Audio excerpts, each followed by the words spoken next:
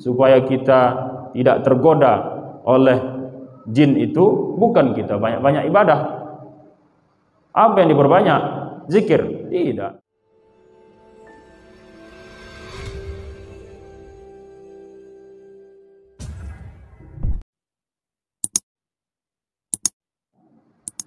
Kalau misalnya digoda oleh iblis, jangan sampai kita terikut sama iblis. Bahkan iblis ini, jin, iblis itu bosnya lah. Iblis itu bosnya. Jin itu anak buahnya, anak buah daripada iblis.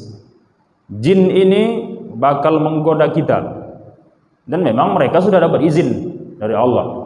Ketika Allah mencampakkan iblis dari surga, kena hukuman dia, maka iblis memohon kepada Allah untuk diizinkan menggoda manusia sampai dia mati, sampai sakaratul maut, sampai dicabut nyawanya.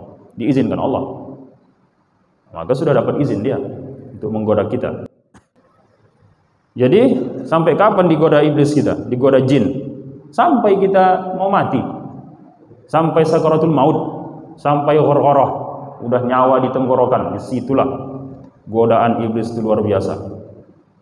Maka kalau jin menggoda kita selagi hidup, selagi sehat, badan kuat, masih belum ghorghorah, masih sehat kita, buat maksiat kita, digoda iblis, digoda jin, maka terlaksanalah maksiat, misalnya mencuri dia atau berzina dia.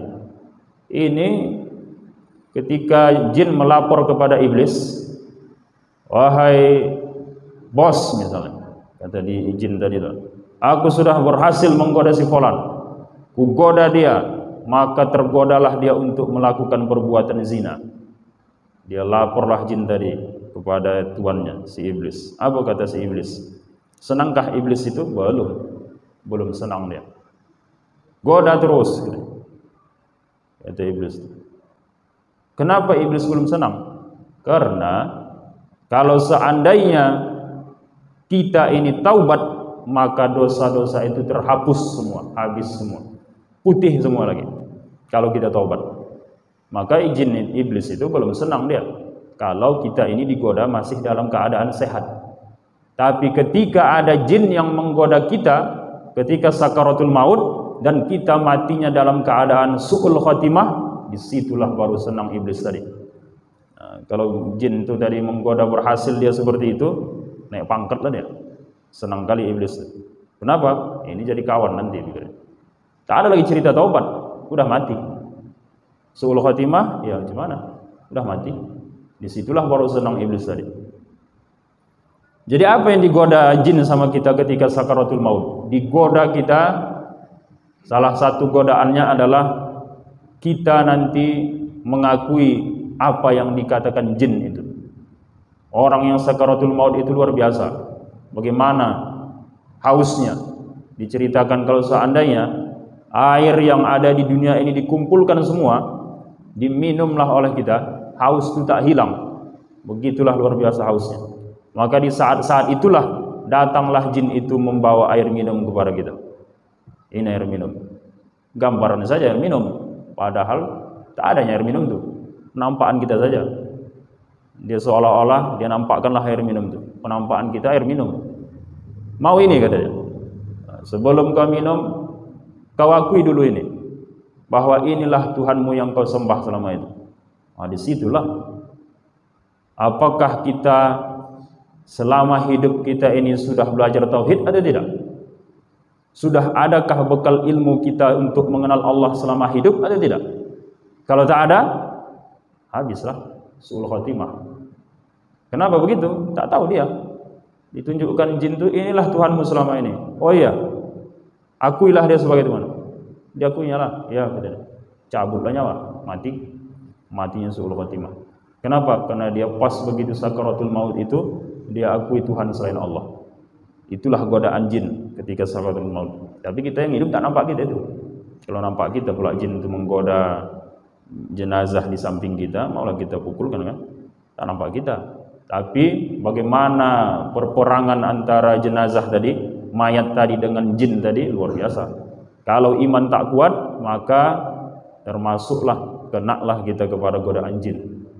Jadi karena itu perkuat iman. Bagaimana memperkuat iman?